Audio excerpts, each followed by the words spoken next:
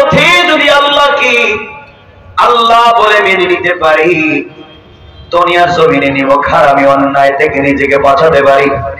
আল্লাহ রাব্বুল ইজ্জত ওয়াল জালাল বলেছেন, বান্দারে ইন্তেকাল করতে দেরি হবে, আমি আল্লাহ তুই জান্নাতে যেতে আমার বান্দা এক মুহূর্ত দেরি হবে না। পড়েন সুবহানাল্লাহ। আল্লাহ রাব্বুল ইজ্জত ওয়াল জালাল বলছেন, আমার বান্দা যখন সিজদায় পড়ে চোখের পানি ছেড়ে ডাক দিয়া বলে আল্লাহ, ভুল করে ফেলেছি, চলার পথে অপরাধ হয়ে গিয়েছে, আল্লাহ তুমি ছাড়া আমি কার কাছে বলবো? বলো না, তুমি ছাড়া কে আমাকে ক্ষমা করে দিবে? আল্লাহ বলেন, দুনিয়ার মানুষেরা আমার বান্দা যখন দুর্বল হয়ে যায়, চলার পথে মানুষের কাছ থেকে আর কোন সহযোগিতার পথ বাকি না থাকে, সবাই যখন তাকে ভুলে যায়, আমার গোলাম যখন কোন অপরাধ করে ফেলে, মা বাবা তার সন্তানকে বাড়ি থেকে বের করে দিতে পারে, গ্রামের মানুষটাকে গ্রাম থেকে তাড়িয়ে দিতে পারে, কোন পীর তার মুরিদকে খানকা থেকে বের করে দিতে পারে, কোন উস্তাদ তার ছাত্রকে অপরাধের কারণে বের করে দিতে পারে, কোন নবী তার উম্মতকে বের করে দিতে পারে, কোন রাষ্ট্র তার নাগরিককে অপরাধের কারণে রাষ্ট্র থেকে বের করে দিতে পারে। কিন্তু আল্লাহ বলেছেন, গোলামেরা শুনে রাখো, আমার বান্দা যত অপরাধ করে না কেন, বান্দারে তো নিজের হাত দিয়ে আমি বানাইছি, আমি জানি বান্দার প্রতি আমার কত ভালোবাসা। মা 10 মাস দোষী ভাড়াটিয়ার মতো সন্তানকে পেটে নিছে, এই নারী ছাড়া দৌড়ে মা কোনোভাবে হাত ছাড়া করতে দেয় না। বান্দা আমি না তোরে নিজের হাত দিয়ে বানাইছি, কেমনে তুই ভুল পথে যাইবে বান্দা? সবার দরওয়াজা যখন বন্ধ হয়ে যায়, সবাই তোকে তাড়িয়ে দিতে পারে, কিন্তু আমি আল্লাহ তাআলা আমার বান্দাকে আমার দরওয়াজা থেকে তাড়িয়ে দিতে পারি না। সুবহানাল্লাহ। বলছেন, বান্দা অপরাধ হয়ে গিয়েছে, স্বীকার করে তওবা করো। আমি আল্লাহ কথা দিলাম, বান্দারে তোমার অপরাধ গুলাকে ক্ষমা করে দিয়া ওই পরিমাণ সওয়াব তোমার আমলনামায় লিখে দিয়া তোমাকে জান্নাতি বলে ফয়সালা করে দিতে আমার আল্লাহ এক মুহূর্ত দেরি হবে না। পড়েন সুবহানাল্লাহ, আল্লাহু আকবার। তো আমল যদি পৃথিবীতে করতে পারেন, পৃথিবীতে পাঁচটা পুরস্কার। কয়টা পুরস্কার? মরার পরে রাসূলের নিজ হাতে হাউজে কাউসারের পানি পান করে বিনা হিসাবে জান্নাত।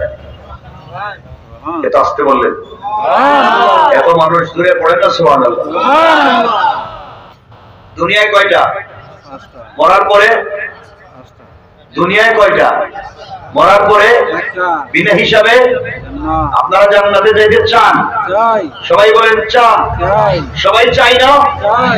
কয়টা আমল করতে হবে? আমল কয়টা? আমল কয়টা? পুরস্কার দুনিয়ায় 5টা, আখিরাতে বিনা হিসাবে জান্নাত। আমল খুব লোক বানা, সারা রাত তাহাজ্জুদ পড়া না, সারাদিন নফল রোজা রাখা না, আমল ছোট্ট একটা শব্দ আস্তাগফিরুল্লাহ আস্তাগফিরুল্লাহ, এক পুরো আস্তাগফিরুল্লাহ, শুধু আস্তাগফিরুল্লাহ। এই আস্তাগফিরুল্লাহ এটা পারবে না পৃথিবীতে এমন কোন মানুষ আছে? এই শব্দটারে যদি মনে করেন হাসবি আল্লাহ, আল্লাহ আমার জন্য যথেষ্ট, আমি আস্তাগফিরুল্লাহ বলবো, রব আমার কথা শুনবেন, এই বিশ্বাস যদি হয়, রব বলছেন পৃথিবীতে 5টা পুরস্কার দিব। ও গোলাম, যেদিন আসমান বিগলিত তামার মতো ফুটা ফুটা হইয়া পড়বে, আসমান তামার মতো আগুন দিয়ে তামার জ্বালাইলে যেমন ফুটা ফুটা হয়, রব বলছেন আসমান একদিন তামার মতো ফুটা ফুটা হইয়া পড়বে।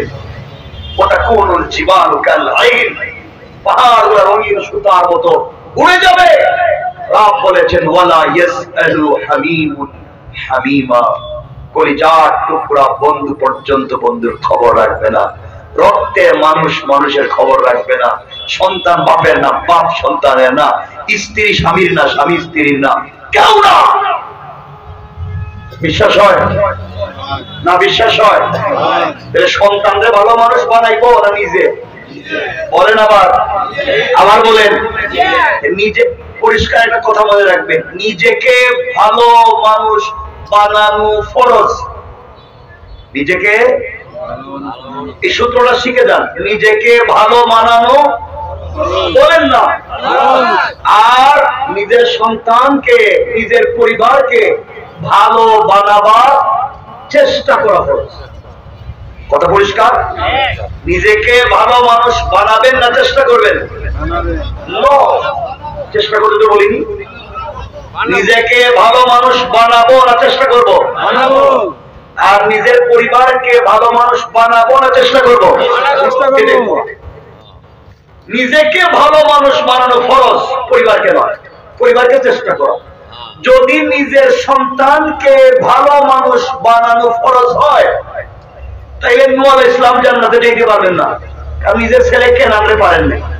কথা বলেন না কেন? যদি নিজের স্ত্রীকে ভালো মানুষ বানানো ফরজ হয়, তাহলে লূত আলাইহিস সালাম জান্নাতে যেতে পারবেন না, কারণ নিজের স্ত্রীকে পারেন না। কথা বুঝলেন? যদি নিজের বাপরে ভালো মানুষ বানানো ফরজ হয়, ইব্রাহিম আলাইহিস সালাম জান্নাতে যেতে পারবেন না, নিজের বাপরে পারছেন? পারছেন, কিন্তু তারা নিজের বাপরে পারেন নাই, নিজের স্ত্রীরে পারেন নাই, নিজের সন্তানরে পারেন নাই, নিজেরে পারছেন। আল্লাহু আকবার বলেন না। হযরত আসিয়া নিজেকে ভালো মানুষ বানাবার জন্য জীবন্ত মানুষের শরীরে পেরেক ঢুকাইয়াও নিজে মরে গেলেন, কিন্তু নিজেকে ভালো মানুষ রাখছেন, নিজের স্বামীরে পারছেন? নিজের স্বামীরে পারছেন? এটার নাম ইসলাম। নিজেকে ভালো বানাও। আমরা কিছু দূর শিখছি, হুজুর আমি খারাপ, আমার ছেলেটা একটু ভালো হয়ে যাবে, কি শয়তানি কথা। আমরা তো শুনতেছি, দেখতে ভালো লাগতেছে। আল্লাহ আমাদেরকে হেফাজত করো। আমার কথা মনে বুঝতে পারেন নাই? সবাই বুঝছেননি? কথাগুলো শোনো, সন্তানদেরকে বলছে শোনো, তোমরা যদি জান্নাতে যেতে চাও, হাত বলতে শুধু সম্ভব নয়, মা বাপের হাত দিয়ে কবরে যাই। তুমি কাবা করে দিবা, বনি ইসরাইলের পয়গম্বর মুসা হয়ে গিয়েছ, কিন্তু তোমার মা ও তোমার বাবা তোমার উপরে অসন্তুষ্ট, কসম তোমাকে জাহান্নামে যেতেই হবে, মৃত্যুর সময় কালিমা নসিব হবে। সিদ্দিক আকবর থেকে হাদিস খুব বর্ণিত নাই, কয়েকটা মতো। ওই সিদ্দিক আকবরের রিওয়ায়াত, পৃথিবীতে যদি কেউ মা বাপকে কষ্ট দেয়, তার দুটা সমস্যা দুনিয়ায় হবে। তিনটা বলেছেন, দুটা সমস্যা দুনিয়ায়। একটা, রিজিক কমে যাবে, হায়াত কমে যাবে, দুনিয়ায় সমস্যায় পড়বে, আর মৃত্যুর সময় কালিমা নসিব হবে না। সর্বত যে মা বাপকে কষ্ট দিবে কোন কারণে, সে যত ভদ্র হোক, মৃত্যুর সময় কালিমা। আর রাসূলের সাহাবী, তো আপনার ঘটনা বলবো না, আপনার আলকামা রাসূলের সাহাবী, নাম হযরত আলকামা, নবীজির সাহাবী, কালিমা আসতেছে না, ওই যে মা অসন্তুষ্ট। সহজ ওয়াজ। এই জন্য আল্লাহর রাস্তে মা বাপকে কষ্ট দেওয়া যাবে না। কথা বলে না কেন? কিন্তু আফসোস হয়, আমার সবথেকে বড় কষ্ট কি জানেননি? মায়ের ওই যে 3 হাত 3 আঙ্গুল পেট, মায়ের পেট মাত্র 3 আঙ্গুল ছোট একটা পেট, এই পেটে 5টা 6টা সন্তানের জায়গা হয়, হয় না? 5টা 6টা 8টা 10টা সন্তানকে এই মা পেটে ধারণ করে, 10 মাস 10 দিন পেটে রাখে, কত কষ্ট করে সাকারাতের কষ্ট সহ্য করে সন্তানকে প্রসব করে। 8টা 10টা সন্তান এক মায়ের পেটে জায়গা হয়, কিন্তু 8টা 10টা সন্তান বড় হইয়া ঢাকা শহরে 8টা 10টা বাড়ি বানায়, কিন্তু বৃদ্ধা মায়ের আর জায়গা হয় না। ঠিক না? খারাপ। কে বলছে তুমি জান্নাত? কে বলছে?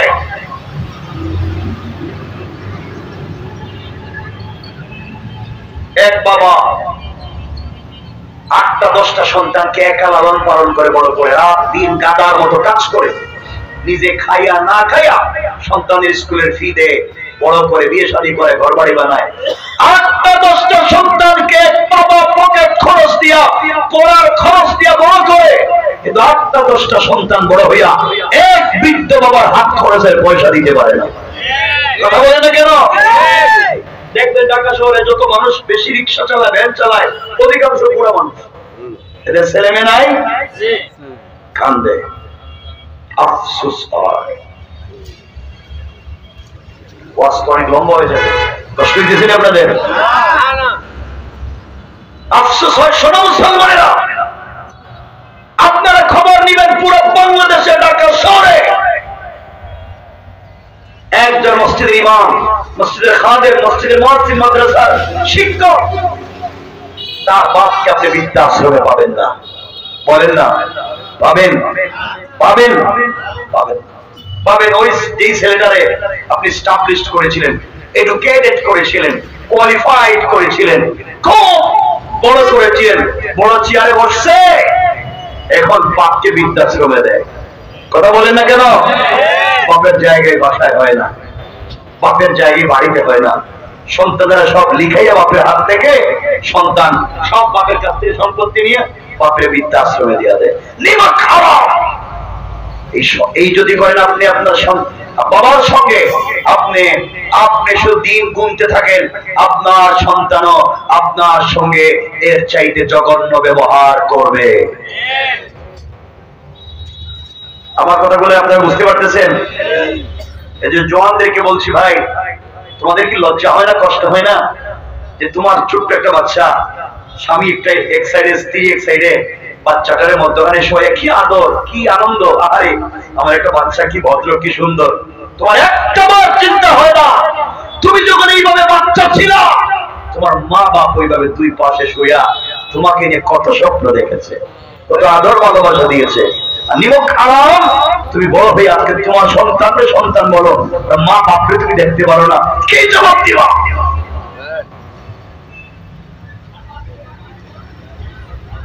কত কথা মনে হইতেছে, সব তো বলা যাবে না। এই জন্য খবরদার, কার হক আমরা নষ্ট করব? বলে না নষ্ট করব। এই জন্য সন্তান ভূমিষ্ঠ হওয়ার আগে, এগুলো তো অনেক লম্বা আলোচনা, সন্তান ভূমিষ্ঠ হওয়ার আগে, সন্তান ভূমিষ্ঠ হওয়ার আগে কিছু হক আছে, ওটা আমরা আদায় করতে হবে। স্বামী স্ত্রী সম্পর্কে একটা হক আছে, ওইটা ঠিক মতো আদায় করলে সন্তান ভালো হবে। সন্তান জন্ম নেওয়ার পরে তার কিছু হক আছে, আদায় করতে হবে। তখন সন্তান বড় হইয়া মা বাপের হক আদায় করবে। কিন্তু আমরা সন্তানের হক দিই না, সন্তান বড় হইয়া মা বাপের হক দেয় না। কথা বলেন না কেন? এই জন্য আমি মুসলমানদেরকে বলছি, সব মুসলমানেরা যতদূর পর্যন্ত আমার মাইকের আওয়াজ আপনাদেরকে বলছি, পৃথিবীতে হাজার কোটি টাকার সম্পদ রেখে যাওয়ার চাইতে সন্তান গুলাকে সম্পদ বানিয়ে যান, যেন আপনি মরে গেলে আপনার পয়সা দিয়ে সিনেমা হলে গিয়ে গান না দেখে, সিনেমা না দেখে, আপনার সন্তান যেন কবরের পাশে দাঁড়িয়ে তেলাওয়াত করে আর বাপের জন্য বুক উজাড় করে ঢুক ঢুক করে আওয়াজ করে কান্দে। এবং সন্তান তৈরি করে যান, সন্তানকে এমন ভাবে তৈরি করেন, সম্পদশালী বানান, সন্তানই একটা সম্পদ, এটা বানিয়ে যান, যেন মরে গেলে আমার সন্তানটা আমার জন্য দোয়া করে। কয়েকদিন আগে আমি বলবো না, আমাকে একজন, আমাদের কাছে তো অনেক বিষয় মানুষ জানতে চায়, একজন বলতেছে, হুজুর আমি জানতাম যে আমার বাপ মুসলমান, আমি জানি, তো মরছেন, এখন কি করতে হবে আমি জানি না। আমার কথা আপনারা বুঝলেন? সে বলতেছে যে সে জানে সে মুসলমান, তার বাপও মুসলমান, বাপ মারা গেছে, এখন কি করা লাগবে সে বুঝতেছে। আপনি কিছু বুঝলেন? অথচ সন্তান এই দেশের বিশাল এক ব্যক্তি, মারা যাওয়ার পরে একজন মুসলমানের কি করতে হবে এটি জানে না। জিন্দা থাকতেই বাপের সঙ্গে তার সম্পর্ক কেমন ছিল চিন্তা করেন। আল্লাহ, সমাজটা কত নিচে নেমে গেল। এই জন্য মুসলমানেরা মনে রাখবেন, সমাজকে যদি সুন্দর করতে হয়, সমাজকে যদি ভালো বানাতে হয়, এক নাম্বার বড় আমানতদার হওয়া লাগবে। পাবলিকের হক কোন সময় মেরে খাওয়া যাবে না, কারো হক অন্যায় ভাবে মেরে খাওয়া যাবে না, কারো আমানত নষ্ট করা যাবে না। আল্লাহ রাব্বুল ইজ্জত ওয়াল জালাল কোরআনে কারীমের ভিতরে বলেছেন, ইয়া আইয়ুহাল্লাযীনা আমানু ইজতানিবু কাসীরাম মিনাজ যন্ন। আল্লাহর পরিচয় পর যারা বলেছেন, শোনো দুনিয়াবাসী, ও মানুষেরা শোনো, ইন্না কাসীরাম মিনাল যন্ন, আল্লাহ রাব্বুল ইজ্জত ওয়াল জালাল বলে দিয়েছেন, দুনিয়ার জমিনে অনেকগুলা ধারণা আছে, যে ধারণাগুলা ঠিক না। মানুষের প্রতি অন্যায় ভাবে অনেক ধারণা আছে, যে ধারণাগুলা গুনাহ। আল্লাহ বলছেন, ইজতানিবু কাসীরাম মিনাজ যন্ন, তোমরা অনেক ধারণার থেকে বেঁচে থাকো, কারণ ইন্না বা'দাজ যন্নি ইসমুন, দুনিয়ার জমিনে অনেক ধারণা চূড়ান্ত পর্যায়ের অপরাধ। অনেক ধারণাটা কেমনে বোঝাই? আপনি দেখলেন সকালে এই রাস্তা দিয়ে একটা ছেলে আর একটা মেয়ে রিকশায় বসে হাতে হাত রেখে গল্প করে করে যাইতেছে। আপনি বলেন, দেখছো কত বড় খারাপ ছেলে, কার মেরে নিয়ে রিকশায় ঘুরতেছে, কত হারাম কাজ করল। ওই যে আপনি ধারণা করলেন, হতে পারে এই মেয়েটা তার ওয়াইফ, হতে পারে না, হতে পারে না, হতে পারে তার বোন, হতে পারে না, হতে পারে তার মা। আপনি ধারণা করতে গেলেন কেন? আপনার তো ধারণা করার দরকার নাই। আল্লাহ বলছেন, ধারণার থেকে বেঁচে থাকো, কে কি করবো ওইটা জানার দরকার নাই, তুমি কি করছো ওইটা দেখো। ওরা তাদের শাশু, অন্যের সম্পত্তি মারতে গিয়ে প্রতারণা করিও না। ওরা তাদের শাশু, প্রতারণা করো না। আর প্রতারণা ঘুম থেকে উঠা ঘুমাতে যাওয়া পর্যন্ত যা করি সব প্রতারণা। কথা বলেন না কেন? যা করি সব প্রতারণা। কেমনে ঠকাইতাম, কেমনে আরেকজনে মারতাম, কেমনে চা খাইয়ে বিল না দিয়ে যাইতাম, কথা কোন না কেন? কেমনে দোকানের বাকি মাল নিয়ে গিয়া দোকানের আশেপাশেও যায় না, আছে না নাই? অনেক তাহাজ্জুদ ওয়ালা আছে, তাহাজ্জুদের সালাত পড়ে আর বাজারে ব্যবসা করতে উজরে কম দেয়, কথা বলে না কেন? এক নম্বর উপরে দেখাইতেছে সবজি, তাজা তাজা সবজি উপরে দেখা যায়, আর ভিতরে সব পচা সবজি দিয়ে দিতেছে। ইলিশ মাছ আপনার কাছে দিয়ে বলছে, এই যে স্যার এটা তাজা ইলিশ মাছ আপনারা দিলাম, এই মাত্র নদী থেকে উঠছে, হইতে পারে 5 মাস আগে ফ্রিজে ছিল, কথা বলেন না কেন? এটাই কথা, এটাই হক নষ্ট করা। আল্লাহ বলছেন, ইউহিব্বু আহাদুকুম ইয়াকুলা লাহমা আখিহি মাইতান, তুমি কি মনে করো, তুমি কি পছন্দ করো যে তোমার আপন মায়ের পেটের ভাই মারা গিয়েছে আর তার গোশত টুকরা টুকরা করে তুমি খাইতে, তুমি কি পছন্দ করো? রব বলেছেন, আমি উত্তর দিলাম। রব বলতেছেন, ফাকারিতুম, অবশ্যই না। নিজের আপন মায়ের পেটের ভাই মারা গেছে, তার জবাই করে টুকরা টুকরা করে তুমি পৃথিবীর কেউ কি খাইবে? কথা বলেন না।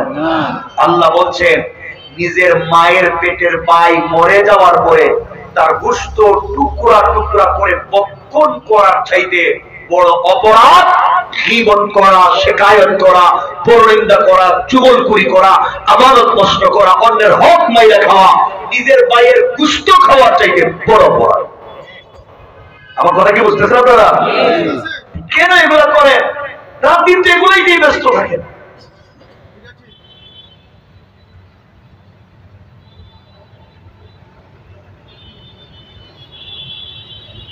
আমরা মসজিদে আল্লাহর হক মানি, মসজিদে বাইরে মানি না। আল্লাহ আমাদেরকে হেফাজত করো। এই জন্য বলেন, বাবা আমাকে একটু কথা বলেন, আমরা কি হক আদায় করবো ইনশাআল্লাহ? সবাই বলেন ইনশাআল্লাহ। মনোযোগ দিয়ে শোনেন, শেষ দিকে আপনাদেরকে একটু একটা আমলের দিকে নিয়ে যাবো ইনশাআল্লাহ। তো আশা করি আমরা আজকের আলোচনার থেকে এটা পরিষ্কার করব, অন্যের হক অন্যায় ভাবে মেরে খাবো, কথা বলেন না কেন? আমানত নষ্ট করবো না। আপনার কাছে 500 টাকা দিয়ে বলছি, 500 টাকা আমানত রাখো, আমি আমার দিও করে, আপনি ওই টাকাটা রাখলেন, ওই টাকা খরচ করলেন না, আমি আপনি কোন জায়গায় খরচ করবেন, ও যেদিন চাইলো আপনি তারা দিয়ে দিলেন, তাহলে তো তার আমানত নষ্ট হয়েছে? 100% হয়েছে না? কোন সে আপনাকে যে কালারের নোট দিছিল ওটা তো আপনি তারা দেন নাই, সে আপনার হাতে যেটা দিছিল ওটা দেন নাই। রব বলেছেন, যে যেভাবে যেটা রেখেছে সেভাবেই ফেরত দেওয়ার নাম আমার। আর আপনি ওইটা দিয়ে বেনিফিট নেবেন। 10,000 টাকা একজন আপনার কাছে রাখছে, 1 বছর পরে নিব, 10,000 টাকা খাইলেন, ঘুমাইলেন, কত কিছু করলেন, 1 বছর পরে চাইলো আপনি ব্যাংক থেকে 10,000 টাকা দিয়ে দিলেন, ওটা দেওয়া হয়েছে কিন্তু আমানত রক্ষা হয় নাই। দেওয়া এক জিনিস, আমানত রক্ষা আরেক জিনিস। কথা বুঝলেন? যেন রাসূলের কাছে পাবলিক যেভাবে যে জিনিস যেভাবে দিত ওইভাবেই ফেরত পাইত। এজন্য তিনি আলামিন। আল্লাহ রাসূল বলছেন লা ঈমান আলিমান লা আমানাত লা, যে আমানত রক্ষা করতে পারে না তার কোনো ঈমান নাই। ওয়ালা দীন আলিমান লা আহদ লা, যে ওয়াদা দিয়ে ওয়াদা রাখতে পারে না তার কোনো ধর্ম নাই। আজকে আমরা আমানত রক্ষা করতে পারি না। মসজিদে কেউ রাগ করে না, আল্লাহর রাস্তায় চিনি না কেউ, বাইরে শুধু চিনি, দেখা হইল মাত্র। মসজিদের আমানত এমন হয়েছে, খবর নিয়ে দেখেন ঢাকা শহরে ম্যাক্সিমাম মসজিদের সভাপতি সুদখোর। কথা বলে না কেন? কথা বলে ঠিক কিনা? ক্যাশিয়ার ঘুষখোর, আর সেক্রেটারি দুর্নীতিবাজ, চাঁদাবাজ, বদমাইশ, ফেন্সিডিল ব্যবসায়ী, ইয়াবা ব্যবসায়ী, ইতিমের জায়গা দখল করে, বিধবার বাড়ি দখল করে, পাবলিকের জায়গা জমি নিজের নামে পোয়াচাও দলিল করে, অন্যের সম্পদ বইরা খায়, থানায় গিয়া দালালি করে, মানুষের নামে মিথ্যা মামলা দেয়, শেষ বয়সে মসজিদ মাদ্রাসার দায়িত্বশীল হয়ে যায়। কিনা বলে? এগুলা করে আপনি কি করবেন? কে আমার রক্ষা করলে না? কি জবাব দিবেন রবের কাছে? এই জন্য আসলে আমাদের উপস্থিতি পরিবেশ আমাদের কিভাবে করে ফেলেছে, মনোযোগ দিয়ে শোনেন। লম্বা করবো?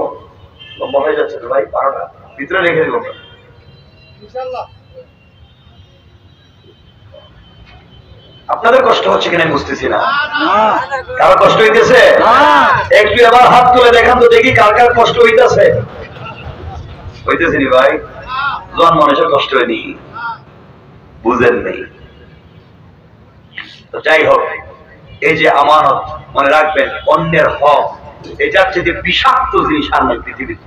বিষাক্ত, আপনি সাপ একবার বিষাক্ত সাপ ধরে খায় ফেলেন, ওটার যে অপরাধ হাজার হাজার হাজার হাজার কোটি গুণ অপরাধ। আরেকজনের একটা পয়সা সরিষার দানা পরিমাণ অন্যায়ভাবে গ্রাস করে খাওয়া। কিন্তু চিন্তা করেন, আমরা তো শুধু মাইরেই খাইতেছি পাবলিকে, পাবলিকে আমরা মাইরা খাইতে আসছি, ঠিক কিনা বলেন? আর কিছু লোক আছে পাবলিকে মাইরা বিদেশে পয়সা পাঠায়। কথা বলে না কেন? এরা বড় সুর, এরা বানাইছে আপনারা লিডার, নেতা, সবগুলো সুর, সবগুলো চোর। এক চান্দাবাজেরা যায়, বাজারে আগের মতোই চান্দাবাজি হয়, আরেক গুরু এসে চান্দাবাজি করে। কথা বলে না কেন? লাভ হয়েছে কি? সবই তো জায়গায় জায়গায় থাকে। আফসোস, মৃত্যুর ভয় ভিতরে নাই। আল্লাহ বলছেন ওয়াত্তাকু ইয়াওমান তুরজাউনা ফীহি ইলাল্লাহ সুম্মা তুওয়াফা কুল্লু নাফসিন মা কাসাবাত ওয়া হুম লা ইউসলামুন। ও বান্দা, তোমাকে আমার কাছে ফিরে আসতে হবে, আসতেই হবে। তুমি যেখানে মন চায় যাও, যা মন চায় করো, ফিরে আসতেই হবে এবং হিসাব আমার সামনে দিতেই হবে। এই দুইটা কথা মনে রেখো। রব বলছেন ওয়াত্তাকু ইয়াওমান তুরজাউনা ফীহি ইলাল্লাহ সুম্মা তুওয়াফা কুল্লু নাফসিন মা কাসাবাত। যা মন চায় করে, কিন্তু আসতেই হবে আমার কাছে, হিসাব দিতেই হবে। এখন বলেন আমরা যাওয়া লাগবে না আল্লাহর কাছে? না আপনারা মনে আরো কোন জায়গায় যাইতে চাইতেছেন? পারবেনি কোথাও যাইতে? যাওয়া লাগবে কার কাছে? হিসাব দেওয়া লাগবে নি? হিসাব দেওয়া লাগবে? পারবেন তো দিতে? কি দিবেন হিসাব? আসেনি কিছু দেওয়া? সমাজটা কত খারাপ হয়ে গেছে। এই জন্য কথাগুলো দিল দিয়ে শুনে কি বলতে চাই মুসলমানেরা, চলার পথে যদি আল্লাহকে আল্লাহ বলে মেনে নিতে পারি, দুনিয়ার জমিনে নিমক হারামি অন্যায় থেকে নিজেকে বাঁচাতে পারি। আল্লাহ রাব্বুল ইজ্জত বলে জালাল বলেছেন, বান্দারে ইন্তেকাল করতে দেরি হবে, আমি আল্লাহ তুই জান্নাতে যেতে আমার বান্দা এক মুহূর্ত দেরি হবে না। পড়েন সুবহানাল্লাহ। আল্লাহ রাব্বুল ইজ্জত বলে জালাল বলছেন, আমার বান্দা যখন সিজদায় পড়ে চোখের পানি ছেড়ে ডাক দিয়া বলে আল্লাহ, ভুল করে ফেলেছি, চলার পথে অপরাধ হয়ে গিয়েছে, আল্লাহ তুমি ছাড়া আমি কার কাছে বলবো? বলো না তুমি ছাড়া কে আমাকে ক্ষমা করে দিবে? আল্লাহ বলেন দুনিয়ার মানুষেরা আমার বান্দা যখন দুর্বল হয়ে যায়, চলার পথে মানুষের কাছ থেকে আর কোন সহযোগিতার পথ বাকি না থাকে, সবাই যখন তাকে ভুলে যায়, আমার গোলাম যখন কোন অপরাধ করে ফেলে, মা বাবা তার সন্তানকে বাড়ি থেকে বের করে দিতে পারে, গ্রামের মানুষটাকে গ্রাম থেকে তাড়িয়ে দিতে পারে, কোন পীর তার মুরিদকে খানকা থেকে বের করে দিতে পারে, কোন উস্তাদ তার ছাত্রকে অপরাধের কারণে বের করে দিতে পারে, কোন নবী তার উম্মতকে বের করে দিতে পারে, কোন রাষ্ট্র তার নাগরিককে অপরাধের কারণে রাষ্ট্র থেকে বের করে দিতে পারে। কিন্তু আল্লাহ বলেছেন গোলামেরা শুনে রাখো, আমার বান্দা যত অপরাধ করে না কেন, বান্দারে তো নিজের হাত দিয়ে আমি বানাইছি। আমি জানি বান্দার প্রতি আমার কত ভালোবাসা। মা 10 মাস দোষী ভাড়াটিয়ার মতো সন্তানকে পেটে নিছে, এই নারী ছাড়া তোরে মা কোনোভাবে হাত ছাড়া করতে দেয় না। বান্দা আমি না তোরে নিজের হাত দিয়ে বানাইছি, কেমনে তুই ভুল পথে যাইবে বান্দা? সবার দরওয়াজা যখন বন্ধ হয়ে যায়, সবাই তোকে তাড়িয়ে দিতে পারে, কিন্তু আমি আল্লাহ তাআলা আমার বান্দাকে আমার দরওয়াজা থেকে তাড়িয়ে দিতে পারি না। সুবহানাল্লাহ জোরে বলে। এই জন্য আল্লাহ বলেছেন বান্দা অপরাধ হয়ে গিয়েছে, স্বীকার করে তওবা করো। আমি আল্লাহ কথা দিলাম বান্দারে তোমার অপরাধ গুলাকে ক্ষমা করে দিয়া ওই পরিমাণ সওয়াব তোমার আমলনামায় লিখে দিয়া তোমাকে জান্নাতি বলে ফয়সালা করে দিতে আমার আল্লাহ এক মুহূর্ত দেরি হবে না। পড়েন সুবহানাল্লাহ, আল্লাহু আকবার। রাত 11:30 হয়ে গেছে, আমরা লম্বা করতেছি না, খুব মনোযোগ দিয়ে শোনেন। এতক্ষণ বলছি অপরাধ, অনেক আমানত নষ্ট করা, অন্যের হক মেরে খাওয়া, এগুলা করলে জান্নাতে যাব না জাহান্নামে? কথা বলেন না? তাহলে এগুলা থেকে আমরা বাঁচতে পারবো তো ইনশাআল্লাহ? সকলে বলে না ইনশাআল্লাহ। একটা ছোট্ট আমল যদি পৃথিবীতে করতে পারেন, পৃথিবীতে 5টা পুরস্কার। কয়টা পুরস্কার? মরার পরে রাসূলের নিজ হাতে হাউজে কাউসারের পানি পান করে বিনা হিসাবে জান্নাত। এটা আসতে বললেন? এত মানুষ দূরে পড়ে না সুবহানাল্লাহ। দুনিয়ায় কয়টা? মরার পরে দুনিয়ায় কয়টা? মরার পরে বিনা হিসাবে। আপনারা জান্নাতে যাইতে চান? সবাই বলেন চান। সবাই চাই না? কয়টা আমল করতে হবে? আমল কয়টা? আমল কয়টা? পুরস্কার দুনিয়ায় 5টা, আখিরাতে বিনা হিসাবে জান্নাত। আমল খুব লম্বা না, সারা রাত তাহাজ্জুদ পড়া না, সারাদিন নফল রোজা রাখা না, আমল ছোট্ট একটা শব্দ আস্তাগফিরুল্লাহ আস্তাগফিরুল্লাহ, এক পুরো আস্তাগফিরুল্লাহ, শুধু আস্তাগফিরুল্লাহ। এই আস্তাগফিরুল্লাহ এটা পারবে না পৃথিবীতে এমন কোন মানুষ আছে? এই শব্দটারে যদি মনে করেন হাসবি আল্লাহ, আল্লাহ আমার জন্য যথেষ্ট, আমি আস্তাগফিরুল্লাহ বলবো, রব আমার কথা শুনবেন, এই বিশ্বাস যদি হয়, রব বলছেন পৃথিবীতে 5টা পুরস্কার দিব। আমি আপনাদেরকে শিখাইয়ে দিচ্ছি, শুধু মনোযোগ দিয়ে শুনেন। আমার বান্দাদের কথাগুলো দিল দিয়ে শুনেন কি বলতে চাই। এই দুনিয়ার জমিনে আল্লাহর একজন বড় বুজুর্গ আলেম ছিলেন, যার নাম ছিল ইমামে আহমদ ইবনে হাম্বল রাহমাতুল্লাহি আলাইহি। ইমামে আহমদ ইবনে হাম্বল দুনিয়ার কোন সাধারণ মানুষ না। ইমামে আহমদ ইবনে হাম্বল তার জামানার সবথেকে বড় আলিম। ইমামে আহমদ ইবনে হাম্বল এত বড় বুজুর্গ আলেমের নাম, তার জামানায় কোরআন মাখলুক নাকি মাখলুক না, এই কথার উপরে বাদশাহ তাকে নির্যাতন করেছে। শরীর থেকে গোশত থেকে চামড়া আলাদা করে দিয়েছে, হাড্ডি থেকে গোশত আলাদা করে দিয়েছে।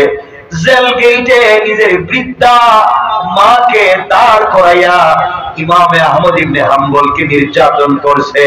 কিন্তু ইমামে আহমদ ইবনে হাম্বল 1 মিনিটের জন্য আল্লাহর বিরুদ্ধে কোনো কথা বলে না।